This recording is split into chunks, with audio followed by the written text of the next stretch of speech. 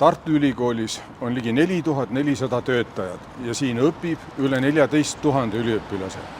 Ja see tähendab, et meie ülikoolipere on mitmekesine nii huvide kui ka vajaduste poolest.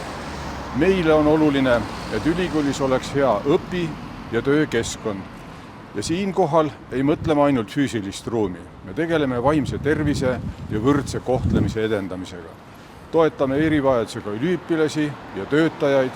Me korraldame välismaalastele keelekursusi ja lõimumisüritusi. Ülikool on sellepärast nii äge, et siin on noored ja vanad läbi segi. Mul on nii palju üliõpilaste käest õppida, aga vahest on neil minult ka midagi. On oluline, et naised saavad ülikoolis rakendada oma tegelikku potentsiaali igas valdkonnas. Õiglane esindatus loob tasakaalu ja annab kõigile võrdsed eduvõimalused.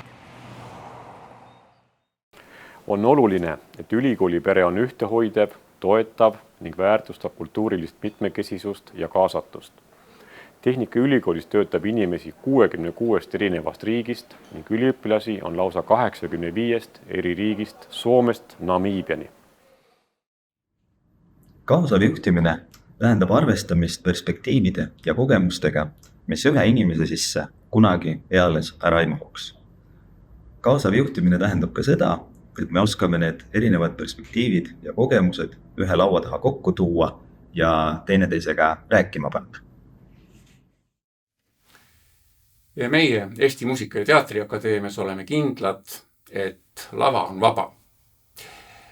Ja akadeemia peres on ruumi kõigile, kellel on soov väljendada oma isikupära, kellel on eneseväljenduse julgust ja vaprust käia oma teed. Toetame mõtte- ja loominguvabadust ning otsijaid, kes läbi katsetuste loovad Eesti kultuuri tänase päeva kaudu sidet eilse ja homse vahel.